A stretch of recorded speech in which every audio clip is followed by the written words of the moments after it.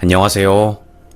참 살다 보니 별일이 다 있는데 제 인생도 상당히 기구해서 이렇게 글을 쓰게 되었습니다. 평소에 자주 보던 채널이라서 꼭 사연에 당첨되고 싶네요. 저는 어릴 때부터 보육원에 살았습니다. 제가 기억이 안 나던 시절 저는 동생과 함께 벌어졌대요. 엄마 아빠는 사업 실패 이후에 재기하기 위해서 많은 노력을 했지만 잘 되지 않았고 결국 저희가 조금 더 좋은 환경에서 자랐으면 하는 마음에 저와 동생을 보육원에 버린 거였습니다. 보육원 생활은 지옥 그 자체였어요. 아직도 그때의 삶을 생각하면 소름이 돋고 심적으로 너무너무 힘들고 죽고 싶어요. 저는 보육원에서 형들에게 하도 맞아서 한쪽 귀에 있는 고막이 터지고 온갖 학대를 당했습니다. 야, 니 우리가 학교 끝나고 바로 오라고 했지? 바로 왔어요. 이 녀석이 어디서 말댔구야? 별 중요하지도 않은 일들로 트집을 잡고 저를 미치게 만들었지요. 그래서 저는 고등학교 때 그 보육원을 탈출했어요. 제 동생은 어릴 때 입양이 되어서 그 이후로 연락이 끊겼지요.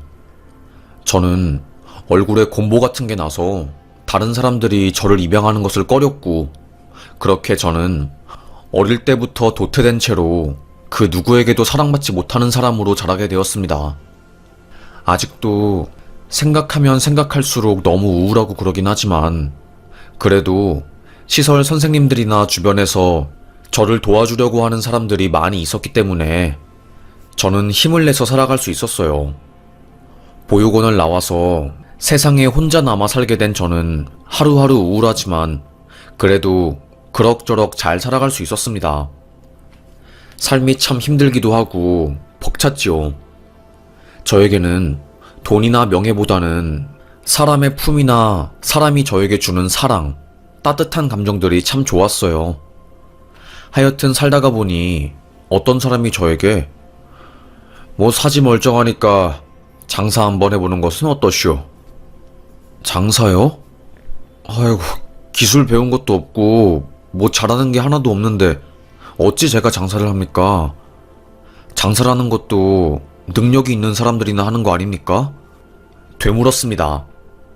아니, 내가 원래 엿장수를 하다가 이번에 수술을 크게 받게 되어서 그걸 못하게 되었거든. 엿가락이랑 기술이랑 그런 거는 내가 다 알려줄 테니 딱 500만 주셔. 500만 원. 저에게는 어마어마하게 큰 돈이었습니다. 보육원에서 나오고 나서 나라에서 받은 자립지원금 1000만 원, 500만 원은 제가 살고 있는 집 월세 보증금으로 쓰고 있었고 나머지 500만 원은 그 엿가락 장수에게 건넸어요. 이거요, 제 전 재산입니다. 이거 날아가면 절대로 안 돼요. 하지만 저는 사기당했어요. 애초에 엿가락을 파는 기술을 전수받는데 돈 500이 들 리도 없었고 얼굴이 곰보에 가족도 없는 저를 그놈이 만만하게 보고 돈이라도 뜯을 작정으로 다가온 거였어요. 어이 최씨, 최씨 여기 집안에 있는 거 다 아오. 어떻게 내 돈을 뜯고 잠적할 수 있어? 어찌 그럴 수 있어? 저는 하루가 멀다 하고 그놈의 집을 찾아갔습니다. 하지만 옆집 할머니가 나와서 그 집에서 4년 전에 사람이 죽어서 공실이 된 지 꽤 오래됐수다. 그 집에 사람 안 산 지 엄청 오래됐수. 대체 누굴 찾는 게요? 여기에는 사람 안 살고 다른 집 가서 알아보소. 아마도 뭐 그놈이 자네에게 주소를 일부러 다른 주소를 알려준 것 같은데. 그 할머니 말이 맞았어요. 그놈은 저에게 이름부터 시작해서 나이, 주소, 모든 것을 속인 악마였습니다. 죽을 만큼 힘들었습니다. 경찰에 가서 상담을 해보니 형사고소는 변호사가 필요해요. 선생님 혼자서 고소를 하지는 못할 겁니다. 아마도 형사고소 사기 사건 같은 경우에는 변호사 비용이 600만 원 정도 들 겁니다. 아니면 혼자서 고소장 작성하고 신고하시든가요. 쉽지는 않을 테지만 손이 달달달 떨렸지요. 제가 사기당한 금액이 500만 원인데 그 돈보다 더 비싼 변호사 수임료를 내야 한다고 하니 뼈저리게 가난한 저는 아무것도 할 수 없었습니다. 그렇게 저는 보육원에서 나와서 첫 좌절을 겪었어요. 저에게 사기친 그놈 때문에 세상에 대한 저의 인식이 삐뚤어진 것 같았지요. 이 세상은 나를 등쳐먹으려고 하는 사람밖에 없구나. 어떻게 이럴 수가 있지? 믿었던 형님에게 그래도 마음을 의지했는데 뺏을 게 없어서 내 돈을 뺐다니. 그리고 도망치다니. 이제는 누구를 믿고 살아야 하나 싶었습니다. 참 힘들었어요. 그러다가 돈도 없고 이제는 먹고 살 길도 막막하고 나가는 돈이라도 줄여야겠다 싶어서 저는 서울 말고 지방으로 내려가서 거처를 옮겼습니다. 그래도 집값이라도 좀 싸면 살만할 것 같았거든요. 지방으로 내려가니 보증금 없이 한 달에 5만 원짜리 싼 방이 있더라고요. 뭐 거의 창고 수준이긴 했지만 저에게는 감지덕지였습니다. 이 정도 집도 저에게는 행복이었어요. 거기서 이제 보육원 태소 사람들 적응센터에 들어가서 일자리도 소개받고 그랬어요. 건설업장에 나가서 타일을 나르고 힘쓰는 일을 했죠. 제가 딱 하나 잘난 점이 있다면 작은 키에 작은 체구지만 기가 막히게 입담이 좋거든요. 그래서 사람들이 자주 저를 불러주고 술자리 같은 곳이 있으면 입 털라고 저를 꼭 불러요. 건설업장에서도 항상 일 끝나고 막걸리 한 잔 마실 때면 이야, 아주 남씨는 일도 잘하고 참 좋아. 입담도 좋고.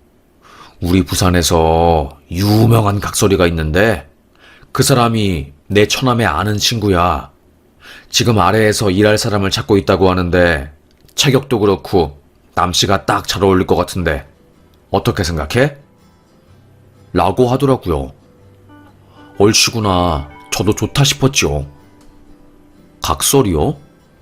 노래 부르고 춤추고 우스꽝스러운 옷 입고요? 그래, 그 각설이. 아니 뭐 옛날이야 우스운 직업 취급했지만 지금은 아니잖아. 그것도 재능이야, 재능. 기술이고. 언제까지 일용직천전하면서 살겠어. 남씨도 돈 많이 벌어서 가정도 꾸리고 행복하게 살아야지. 나는 그거 하고 싶어도 이 입담이 안 되어서 그거 못해. 이럴 때면 남씨가 부럽다니까. 내가 한번 처남한테 연락해서 부산 각설이랑 이어줄게. 한번 만나봐. 저는 그렇게 그분의 소개로 각설이를 만나게 되었고 그분의 후계자로 들어가게 되었어요. 4년 동안은 구화방을 타고 전국을 다 돌아다닌 것 같아요. 그 각설이분은 선천적으로 귀 한쪽이 안 들리고 왼쪽 팔이 마비가 되어서 아예 움직이지를 못하세요. 저처럼 버려진 삶을 살았던 분이셨고 부모 없이 혼자서 이 세상에서 어떻게 살까 고민을 하다가 결국 그 사람은 각설이 인생을 살게 된 거였습니다. 처음에는 지하철에서 물건을 파는 것부터 시작하다가 중간에는 봉고차에 물건을 싣고 전국을 돌아다니며 물건을 팔다가 물건보다 사람들이 자기의 이야기를 들으러 더 많이 오니 각설이가 되기로 결심한 것이었죠. 짧은 키에 우스꽝스러운 외모, 남들이 무시할 만한 배경을 가지고 있는 그 각설이는 밖에서는 무시당할지 몰라도 관중들 사이에서는 인기가 최고였습니다. 그분이 노래 한 곡조를 뽑으면서 하하호호 이야기를 하며 만담을 풀어놓으면 사람들이 웃으며 그분의 옷자락에 5만원짜리를 끼워 넣어주시고 다들 손바닥을 짝짝 치며 좋아라 하셨죠. 남씨, 우리는 사람들을 웃기는 직업이야. 그러니 우리의 외모나 상황이 다른 사람들이랑 다르다고 해서 슬퍼하지 마. 이게 어쩔 때는 우리의 강점이 될 수도 있으니까. 무슨 말인지 알겠어? 저는 그분에게 많은 것을 배웠어요. 처음에는 힘들었지요. 거의 10년 동안은 무일푼으로 밥이나 얻어먹으며 일을 도우러 다녔으니요. 그래도 뭐 서당께도 3년이면 풍어를 읊는다고 저도 글이 되었습니다. 각설이를 따라서 노래도 곧잘 부르게 되었고 짜리몽땅한 키와 우스꽝스러운 얼굴이 관중들 사이에서는 환영받는 존재였기 때문에 남들 앞에서 말하는 게 더 이상 두렵지 않게 되었습니다. 너무너무 좋았어요. 기분이 날아갈 것 같고 행복했지요. 그렇게 하루하루 각설이로서의 밑바닥을 잘 닦던 중 그분이 이제 남씨도 내 밑에서 오랫동안 활동했고 이 일을 본격적으로 해야 하지 않겠소? 자, 이거 들고 남씨의 인생을 찾아 멀리 멀리 가보게나. 제가 그 각설이에게 받은 것은 작은 봉고차 한 대, 그리고 각설이로 살기 위해서 필요한 서커스 기구 같은 것들이었어요. 제가 일한 세월이 무급이 아니라 그 각설이 분은 다 계산을 해서 저를 챙겨준 것이었죠. 이거 참 감사해서 어째요? 뭐 잘하는 것도 없고 어디서든 환영받지 못하는 저를 항상 잘 챙겨줘서 억수로 고맙습니다. 아이고, 이 은혜를 어찌 갚으리요. 남씨, 나한테 은혜 갚으려고 하지 말고 남씨 자네를 위해서 살아. 그리고 각설이가 힘들어도 잘 견디고 해봐. 남씨가 먹고 살 만한 길을 알려줄 거야. 정말로 각설이는 저에게 먹고 살 만한 길을 알려주는 직업이었죠. 에헤라디아 타령을 외치며 얼굴에는 검은 젤을 묻히고 여자들이 쓰는 검은 색깔 아이라인으로 눈 위에 우스꽝스럽게 그림을 그리고 코에는 인주를 묻혀서 술 취한 모습을 하면 거울 속 저는 제가 봐도 웃겼습니다. 그래, 이게 인생이지. 슬퍼도 웃는 사람이 인류인 거야. 그러니 오늘도 나는 슬퍼도 웃는 인류의 인생을 사는 거야. 웃으며 저는 나갔습니다. 그래도 긍정적인 기운을 건네드리고자 하는 마음에 해변가에서 얼마나 목이 터져라 외치고 춤추고 타령을 한지 몰라요. 어르신들은 아이고, 우리한테 이렇게 웃음을 주고 얼마나 고마운지 몰라. 내가 있잖아. 사실 우울해서 죽으려고 했는데 자네를 보고 힘을 얻었어. 일이 세상이 웃긴데 내가 왜 죽어야 하나 싶더라고. 그 말에 저는 또다시 힘을 냈지요. 어르신들, 이 각설이가 오늘 온 힘 바쳐서 노래 부르렵니다. 날 받아주는 곳은 세상 그 어느 곳에서도 없었고, 하지만 오늘 내 앞에 있는 이 풍월 해변가에 있는 어르신분들이 나를 살게 한 거요. 노래 불러 봅시다. 에헤라디아. 각설이 타령을 하며 눈물, 콧물, 서러움, 쓴맛, 단맛, 짠맛 모든 것을 넣어 부르는 저의 한 맺힌 노래를 한 곡조 뽑고 나면 그렇게 속이 시원할 수가 없어요. 어르신들은 아이고 아이고 하면서 모두들 일어나 흥겹게 춤을 추고 저에게 돈을 건네주시고는 했지요. 품값이었습니다. 저는 그걸 머리띠에 꽂고 장구를 치면서 또다시 노래를 부르고 비가 오나 눈이 오나 항상 그런 게 저의 일이었습니다. 그 순간만큼은 힘들지 않았어요. 관객들에게 받은 돈을 차곡차곡 모아 농협은행에 가서 저 오늘 돈 넣으러 왔습니다. 라고 말하면 직원분들이 오늘도 고생하신 돈 저금하러 오셨네요. 라고 반겨주면 이 세상에서 제가 가장 행복한 사람이 된 것 같았지요. 그리고 여윳돈이 생기면 한복집에 가서 각설이 한복을 맞추면 새 사람이 된 것 같았어요. 참 고마운 인생이었습니다. 그래, 이제는 지금껏 고생 많이 했으니까 행복한 날만 남은 거야. 인생 뭐 있어. 이렇게 행복하게 하하호호 웃으면서 살면 그게 최고로 행복한 일이지. 난 정말로 지금이 가장 행복하고 즐거워. 이렇게 기분이 좋을 수가 없어. 저는 웃음을 지어 보였습니다. 그런데 열심히 사는 저에게도 시련이 닥치긴 하더라고요. 각설이 인생으로 최고로 잘 나가던 시절이었어요. 노인정이나 지체장애 아이들 병원, 우울증 환자들 모임 등등 지자체에서도 저를 불러주고 저는 저를 필요로 하는 것이 있다면 어디든 갈 정도로 열심히 살고 또 바빴습니다. 그때 쿵 하고 제가 쓰러진 거였어요.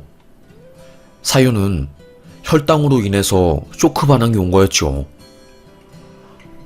남규욱 씨는 지금 저혈당 쇼크 반응이 오셔서 쓰러진 겁니다. 원래 이 정도 혈당의 당뇨면 인슐린 주사를 맞거나 약을 꼭 복용해야 하는데 그러지 못하셔서 그런 것 같네요. 당질이 되는 식사를 제때 못하니 체내 당분이 빠져나가 70 이하 저혈당이 온 겁니다. 조금만 더 드셨으면 뇌에 산소 공급이 안 되어 당뇨성 치매나 심장마비가 올 뻔하셨어요. 큰일 납니다. 지금부터 절대로 끼니 걸으시면 안 되고 주사랑 약도 맞고 먹으셔야 해요. 한순간에 이런 일이 생긴 저는 하루하루 사는 게 지옥 같고 힘들었어요. 왜냐하면 저는 관객들 속에 있어야 힘이 나는 사람이었거든요. 그 안에 있어야 제가 정상인이 된 것 같았어요. 여느 다른 사람들과 다를 거 없는 평범한 사람이 된 것 같았지요. 그런데 병원에 입원을 하니 보호자도 없고 가족도 하나 없는 저는 매일 천장만 보며 사니 우울증이 오더라고요. 이러려고 내가 이렇게 열심히 살았나? 뭐 때문에 내가 이렇게 열심히 산 거지? 싶었습니다. 그때 제가 깨달았어요. 아, 나는 행복하기 위해서 사는 사람이구나. 나는 행복해야 하는 사람이구나. 그래서 저는 퇴원을 하자마자 저를 더 돌보기 시작했던 것 같아요. 남을 웃기는 일도 좋지만 나를 행복하게 하는 일도 하나 둘씩 추가하면서 저 나름대로 행복한 인생을 살게 되었습니다. 그런데 그렇게 좋은 일만 있으면 참으로 좋겠지요. 행복하고 싶어서 시작한 일이 저에게 이렇게 큰 좌절과 힘듦을 줄 줄은 꿈에도 몰랐습니다. 어느 날 저에게 한 청년이 찾아왔어요. 저요, 엄마도 아빠도 없어요. 각설이 하면 돈 잘 번다고 해서 무조건 찾아왔습니다. 저를 제자로 받아주세요. 그 청년을 보자마자 수십 년 전 처음으로 각설이를 시작했던 제가 떠올랐어요. 저는 후배를 키울 생각도 없었지만 그 청년의 이글거리는 눈빛에 또 한 번 마음을 줬던 것 같아요. 각설이는 힘든 일이야. 정말 할 수 있겠어? 마음을 단단히 먹어야 하는데 할 수 있겠어? 그 청년은 이글거리는 눈빛을 저에게 보냈지요. 그렇게 1년 동안 그 청년과 동고동락하는 삶을 보냈습니다. 좋았어요. 외롭지 않고 저도 모르게 그 청년에게 의지하게 되었죠. 그러다가 제가 당뇨로 입원하게 되었고 그 일주일 사이에 그 청년에게 자질구리한 일을 맡기고 일주일 뒤에 다시 보기로 했지요. 퇴원을 한 저는 저와 청년이 사는 집에 간 순간 심장이 쿵 했습니다. 뭐야? 도둑 든 거야? 그 청년은 제가 입원을 한 사이에 모든 것들을 훔쳐서 도망간 거였어요. 심지어 제가 각설이 인생을 하면서 평생 모은 돈, 그 돈이 들어있는 통장까지 훔쳐서 돈을 빼서 도망간 거였죠. 매일 일한 돈을 은행에 가서 입금하는 저를 본 그 청년은 비밀번호를 훔쳐보고 계획을 저지른 거였어요. 나 어쩌면 좋아. 후들거리는 손으로 그 청년에게 전화를 걸었지만 삐삐삐 없는 번호입니다. 라는 불길한 메시지만 나올 뿐이었습니다. 그리고 경찰에 신고했죠. 몇 달 뒤 잡힌 그 청년은 저는 강원랜드에서 그 돈 다 썼습니다. 배째더라고요. 나이도 어리고 초범해.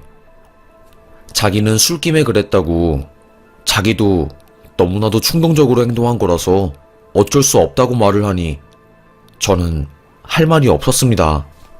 그때 제가 쓰러졌어요. 과도하게 스트레스를 받으니 제 몸이 견딜 수가 없어 했던 것이었지요. 생각하면 생각할수록 열받고 좋은 마음으로, 선한 마음으로 청년 인생 내가 구한다 생각하고 열심히 숙식시켜주고 잘해줬더니 돌아오는 것은 배신이라 충격이 컸습니다. 옛말에 검은 머리 짐승 절대로 거두지 말라고 하더니 이렇게 내게 뒤통수를 치는구나. 어떻게 이럴 수가 있니? 아이고, 내 마음아, 내 마음아, 내 인생아, 불쌍한 내 인생, 어쩌면 좋을꼬. 불쌍한 내 인생, 어쩌면 좋아. 저는 그저 답답한 제 가슴을 팍팍 칠 뿐이었습니다. 참 많이 힘들었어요. 쓰러진 저는 또다시 대학병원 침대에서 눈을 뜨게 되었습니다. 그때 눈이 안 보였어요. 선생님, 지금 어두운 상태인가요? 제가 눈 떴는데 사물이 잘 안 보여요. 왜 이렇게 병원이 어두운 거죠? 의사는 아주 큰 한숨을 푹 쉰 뒤 저에게 말했습니다. 망막에는 산소랑 영양소가 필요합니다. 그런데 환자분은 극심한 스트레스로 당뇨 고혈당 상태가 지속되어서 모세혈관이 막혔어요. 저산소증이 발생한 겁니다. 안타깝지만 당뇨 망막병증에 걸리셔서 시력이 급격하게 저하되었어요. 그간 무슨 일이 있던 거예요? 1년 전에 내원하셨을 때보다 훨씬 더 상황이 안 좋아요. 부모도 없고 곰보 얼굴에 할 수 있는 거라고는 관객들과 눈을 마주치면서 웃음을 지어 보이고 한설인 나의 목소리로 노래 한 곡씩 뽑는 게 내가 할 수 있는 유일한 것인데 이제는 그것조차 못하게 되었구나. 대체 내가 뭘 그렇게 잘못한 건가 싶었습니다. 그래서 저요, 하늘에 대고 소리쳤어요. 제가 뭐 그렇게 잘못했습니까? 어찌 저에게 두 눈마저 앗아가시는 겁니까? 대체 왜 저에게 이렇게 힘든 시련을 주시는 겁니까? 하염없이 쏟아지는 눈물을 막을 수 없었어요. 저는 황반이 부어올라서 시력 저하가 된 거고 병변도 진행되어 거의 준장님 판정을 받은 거였죠. 참 우울했습니다. 그때 병원에서 극단적인 시도도 하고 엄청 힘들었던 걸로 기억해요. 막 소리도 지르고 왜 내 인생만 이렇게 힘든 거냐고, 내가 왜 이렇게 힘들게 하루하루 살아야 되는 거냐고, 내가 대체 뭘 잘못했냐고 난리쳤지요. 하지만 현실은 바뀌지 않았습니다. 남들에게 웃음 주며 살아왔지만 남은 건 저에게 눈물뿐이었어요. 그리고 텅 빈 통장과 사기당한 제 몸뚱이, 눈마저 잃게 생긴 저였습니다. 병원에서는 더 이상 해줄 수 있는 게 없고 처방한 약이라도 꾸준히 먹으라는 말에 저는 좌절한 채로 퇴원하게 되었고, 그때 저는 인생의 모든 의욕을 뺏기게 되었어요. 그렇게 저는 각설이로서의 삶도 망가지게 되었고 우울하고 힘든 삶을 살게 되었습니다. 죽고 싶은 심정이 뭔지 그때 절절하게 깨닫게 되었어요. 이런 게 바로 우울증이구나 싶었습니다. 그렇게 저는 거지가 되었어요. 터미널에서 먹고 자는 진짜 거지였지요. 꼬질꼬질하고 생긴 것도 참 그랬지요. 배가 고파 쓰러진 저는 한없이 길바닥에 누워 있었어요. 저는 거지니까 아무도 저를 신경 쓰지 않았지요. 그때 저에게 나타난 한 여인의 목소리. 저 여기 앞에서 장사하는 사람인데요. 이거 좀 드셔요. 이거 크림빵이에요. 뭐라도 먹어야지. 계속 이렇게 무기력하게 있으면 쓰러져요. 저는 그녀에게 크림빵을 받은 뒤 우걱우걱 먹었어요. 혈당이 떨어져 머리가 어지럽고 토할 것 같았던 그때 그녀가 저에게 내민 크림빵은 저에게 한 줄기의 구원의 빛과 같았습니다. 정말로 감사했어요. 감사합니다. 어찌 알고 저에게 크림빵을. 어제 인슐린 주사 맞는 거 봤어요. 제때 식사 안 드시면 당 떨어져서 큰일 나잖아요. 우리 아버지도 고생했거든요. 저는 오랜만에 마음이 따뜻해졌습니다. 그래서 각설이로 활동할 때는 제가 누군가에게 웃음을 주는 등 도움이 되어서 사람들이 저에게 따뜻한 손길을 많이 내밀어줬는데 거지가 되고 나서부터는 누구도 저를 사람 취급 안 하고 개무시를 했거든요. 그런데 그 여자는 제가 아무것도 없는 상황에서 따뜻한 손길을 내밀어주고 너무나도 감동이었습니다. 그때 저는 바보처럼 닭똥 같은 눈물을 뚝뚝 흘렸어요. 그렇게 그 여자는 항상 점심만 되면 저에게 빵을 챙겨줬지요.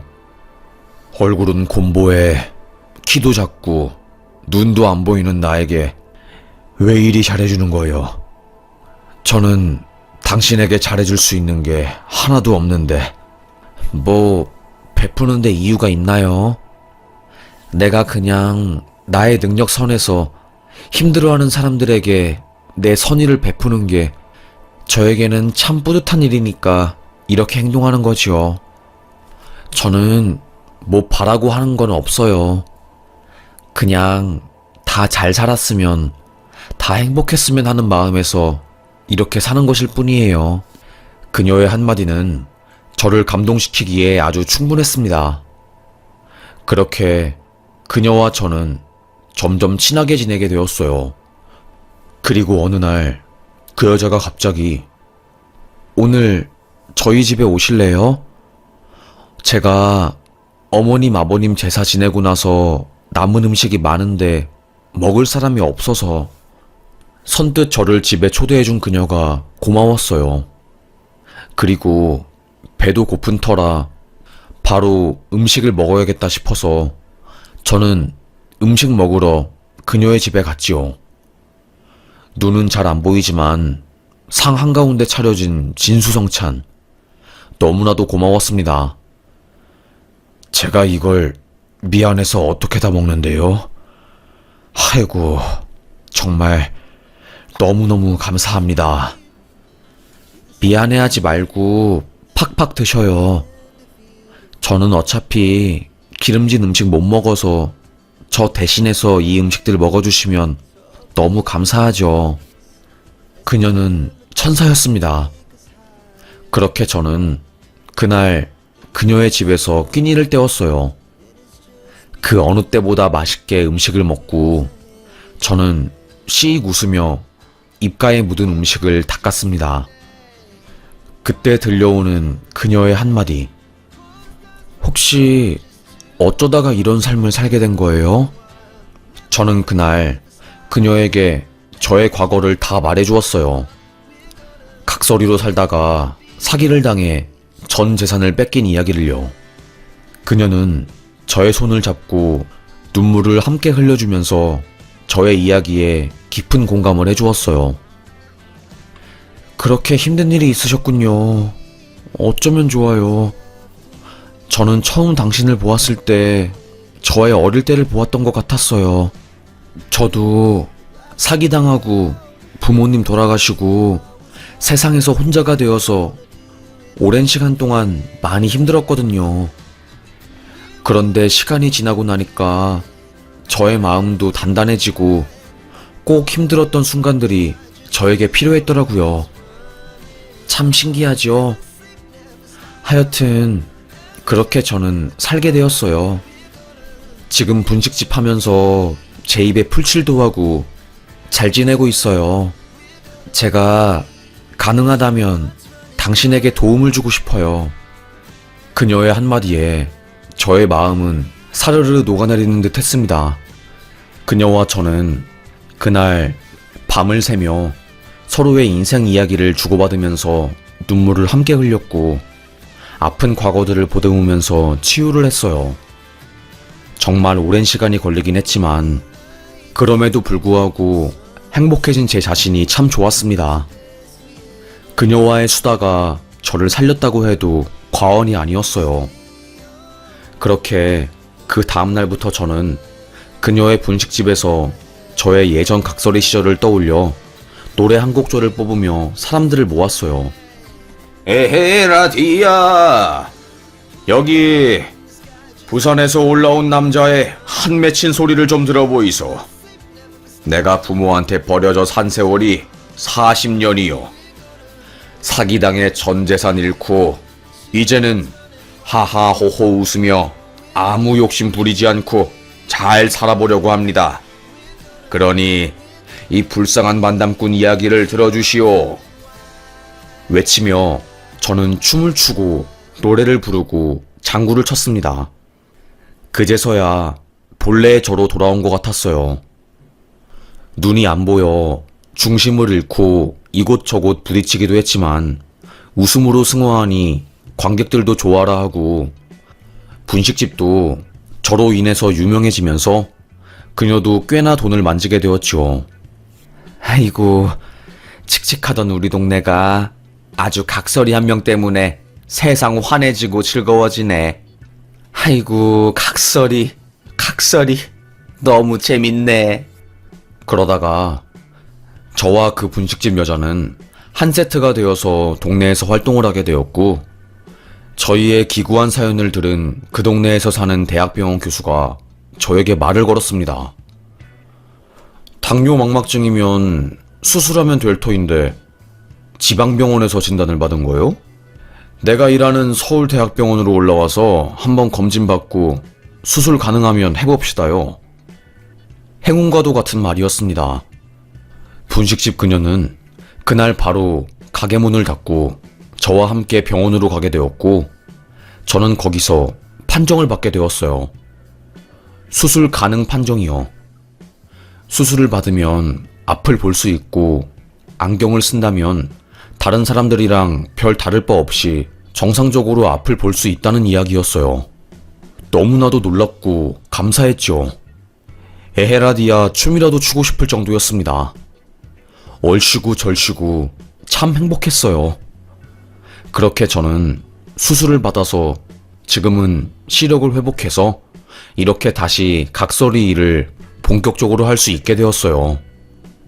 다시 짐을 싸서 제가 원래 살던 부산, 원래 각설이를 하던 지방으로 내려가려고 하니 분식집 그녀가 저에게 고백을 한 겁니다.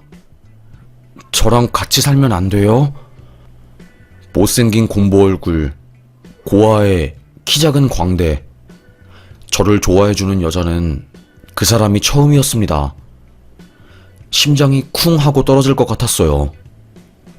와, 사실 저도 그녀를 마음에 품고 있긴 했지만 그녀는 저에게 과분한 여자라고 생각했고 그래서 주춤했거든요. 당신이 제가 좋다고 고백하는데 어찌 제가 부산으로 다시 가겠소. 나를 살려준 당신, 내가 새 인생을 살 수 있도록 새 숨을 불어넣어준 당신, 이제는 내가 당신 옆에서 당신을 지켜주겠소. 저는 그녀와 함께 제2의 인생을 시작하게 되었습니다. 예전처럼 바닷가나 저리 큰 대로변에서 각설이 활동을 할 수는 없었지만 서울 변두리에서 저는 각설이 대신 웃음치료사로 활동하면서 많은 사람들을 웃기고 행복하게 만드는 일을 했어요. 너무나도 행복하고 감사하더군요. 제 덕분에 우울증을 고쳤다는 사람들, 자식들 다 키우고 허무해서 죽음을 생각한 노인네들은 저를 만나 다시 새 삶을 꿈꾸게 되었다고들 말하고 참 기쁘고 감사했습니다.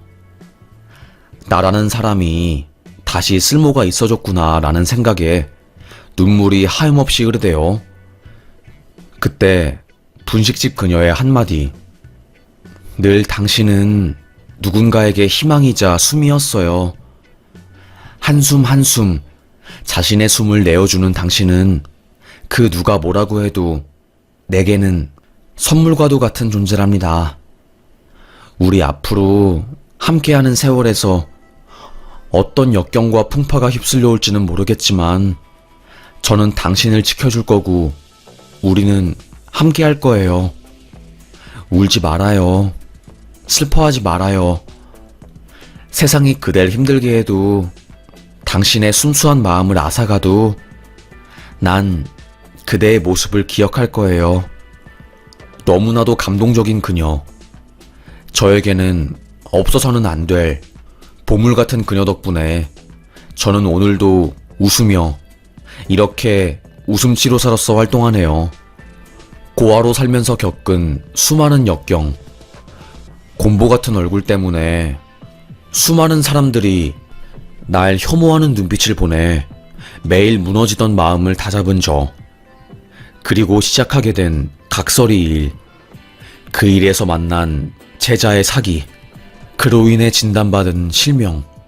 그리고 다시 얻게 된 새 생명. 수술과 분식집. 그녀와의 운명적인 만남.